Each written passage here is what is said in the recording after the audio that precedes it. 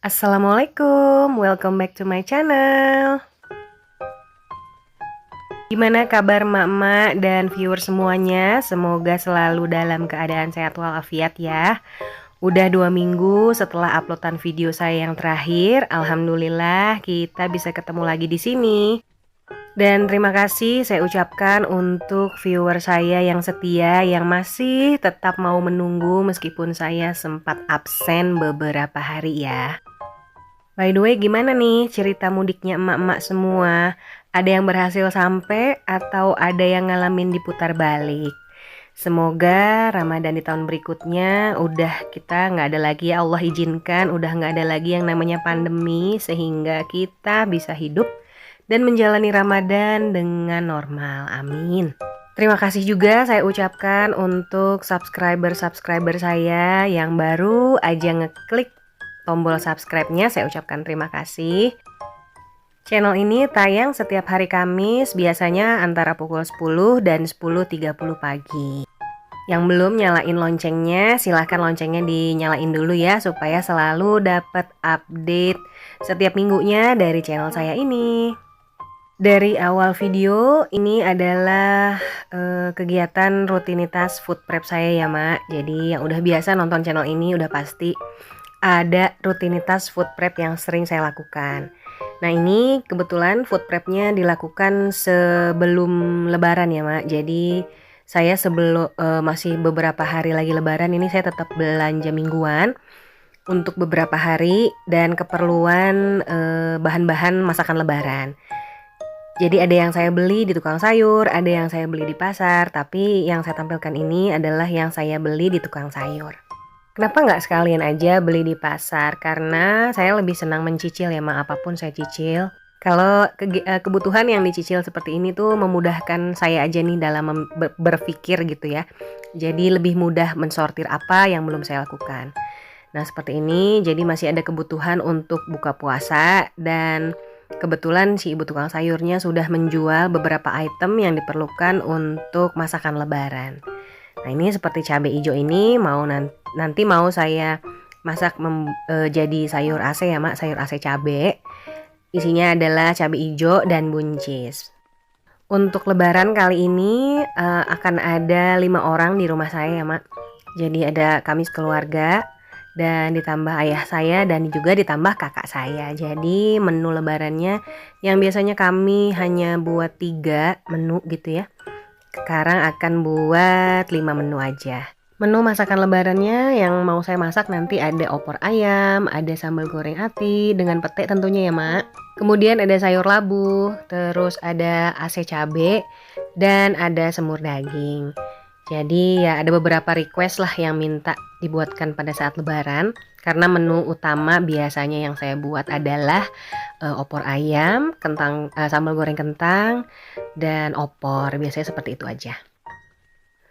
Untuk urusan ketupat saya lebih pilih beli jadi aja ya Mak. Karena masakan lebaran saya lebih fokus ke masakan utamanya aja, bukan untuk bikin ketupat juga. Dan ini hasil belanja mingguan kali ini.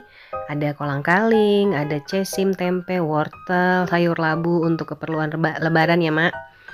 Dan saya juga udah stok daun salam yang banyak, serai, kemiri, bayam, dan ini nih rempah-rempah kayak jahe. Kalau kunyit dan laos atau lengkuas itu masih ada di kulkas ya Mak. Jadi seperti ini aja hasil perburuan belanja mingguan saya kali ini. Yang saya beli ini simple semua ya Mak, sayur-sayurannya nggak banyak ribet ya seperti biasa.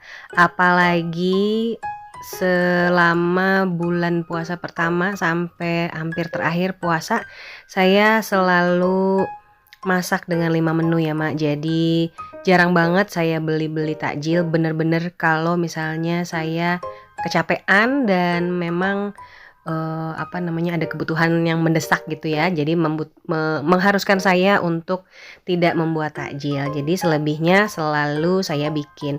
Walaupun hanya sekedar misalnya kolang-kaling dicampur sirup seperti itu. Masya Allah, kalau buka kulkas seperti ini, pasukan juga udah masuk semua. Itu berasa kulkasnya penuh dan gak mau habis gitu ya Mak. Pengennya bertahan sampai waktu yang tidak bisa ditentukan. Pengennya seperti ini terus, penuh terus, dan bumbu juga selalu ada, selalu ready stock. Dan ya mohon maaf nih kalau pintu kulkasnya agak sedikit kotor karena nggak ada waktu untuk membersihkan. Dan semua yang saya belanja hari ini sudah masuk ke dalam freezer ya Mak. Semua ayam-ayaman dan pete-pete juga sudah saya masukin karena tadi petenya saya lupa masukin.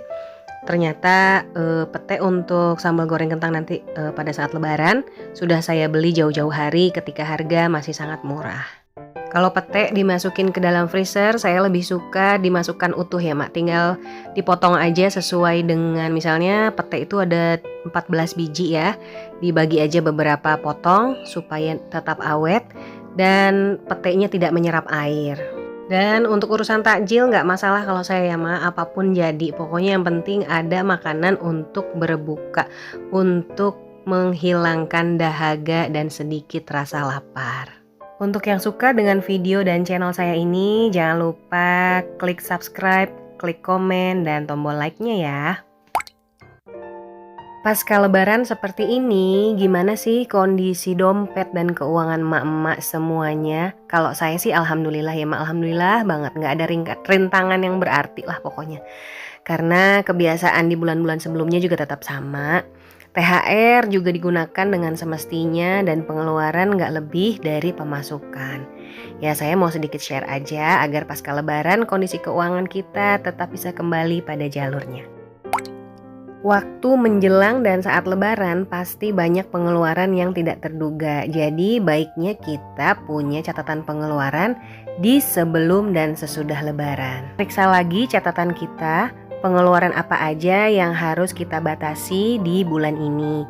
Catatan ini bakal berguna sebagai patokan pengeluaran kita untuk lebaran tahun berikutnya.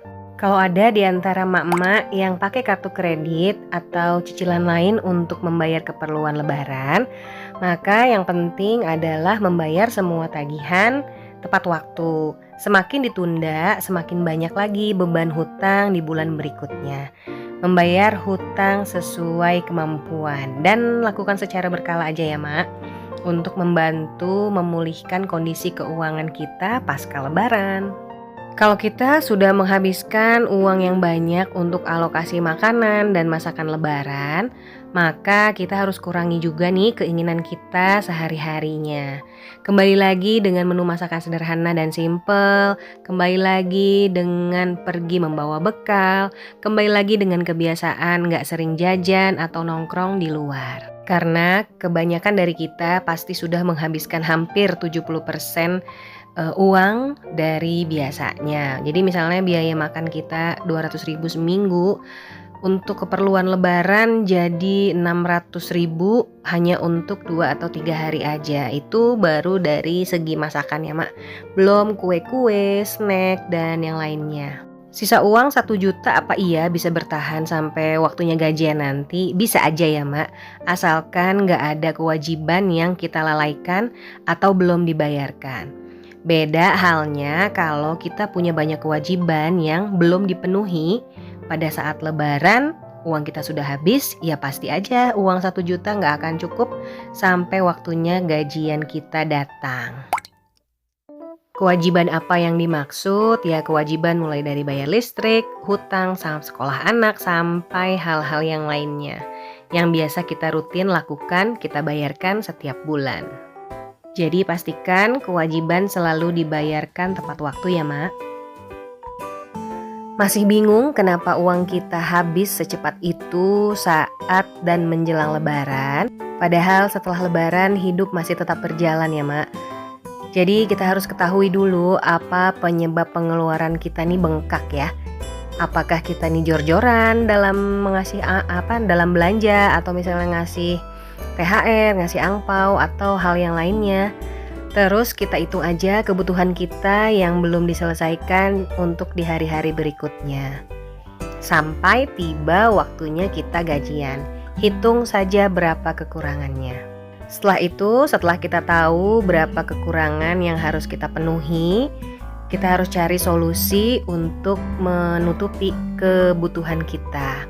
Bisa dengan berjualan atau mepet-mepetnya nih, mentok-mentoknya, ya lebih baik kita meminjam uang ya Mak kepada saudara dengan catatan tetap harus membayar hutang. Meminjam kepada saudara menurut saya sih jauh lebih baik ya Mak, daripada kita pinjam ke kartu kredit gitu atau ke manapun itulah namanya. Kita juga bisa menegosiasikan waktu pengembalian hutangnya. Kalau sama saudara negosiasinya lebih santai, lebih enak gitu ya Mak. Tapi hal ini dilakukan, untuk meminjam-minjam ini dilakukan saat kita benar-benar sudah mentok, tidak ada lagi yang bisa kita usahakan. Jadi jangan apa-apa, pengennya jalan pintas aja, langsung aja minjem sama orang lain tanpa kita mengusahakan semaksimal mungkin dari apa yang kita bisa. Hindari juga mengutak-atik dana darurat pasca lebaran. Karena tujuan dana darurat ini khusus ya Mak, untuk memenuhi kebutuhan yang tidak terduga. Tapi kalau dana darurat ini sudah sempat terpakai untuk menyambung hidup, kembalikan lagi aja dana daruratnya secepatnya sesuai dengan jumlah yang sudah kita habiskan. Menabung harus tetap dilakukan, meskipun hal ini harusnya sih dilakukan di awal ya Mak, di awal gajian. Tapi kalau udah habis tabungan dipakai untuk keperluan lebaran, maka menabung lagi dari nol. Meskipun tinggal sisa beberapa minggu lagi menuju gajian, baiknya kita menyusun rencana keuangan yang baru ya Mak. Minimal ada panduan kita perlu menghabiskan berapa banyak uang untuk hari-hari berikutnya. Rencana ini ditulis untuk mengurangi pemborosan atau memperkecil pemborosan. Tahan keinginan dulu dan membeli barang-barang yang tidak perlu agar kita dapat menutup tabungan yang sudah dihabiskan. Allahu Akbar, Allahu Akbar, la ilaha illallah, wallahil hamd. Kalau kita menginginkan kondisi keuangan yang selalu stabil, tentunya harus hidup hemat dan disiplin ya Mak. Ini yang paling penting. Ingat aja bahwa mindset hemat bukan pelit, tapi segala sesuatu disesuaikan dengan kebutuhan masing-masing. Jangan mudah tergoda dengan hal apapun yang bisa meruntuhkan tembok pertahanan keuangan kita. Dan semua hal itu tidak lepas dari keistiqomahan kita ya Mak. Disiplin terhadap prinsip hidup hemat kita yang sudah dibuat. Langkah apapun yang kita ambil akan selalu ada resiko. Tagihan terlalu tinggi tapi upah terlalu rendah. Banyak orang yang kesulitan berhemat uang setiap bulannya. Mudah-mudahan dengan hal ini, dengan sharing ini bisa sedikit lebih mudah untuk menghemat lebih banyak uang lagi dari bulan ke bulan. Sampai sini dulu video saya kali ini, semoga bermanfaat. Terima kasih udah nonton sampai sini juga. Jangan lupa like, komen, dan subscribe. Sampai ketemu lagi di video saya selanjutnya. Wassalamualaikum, bye-bye Mak.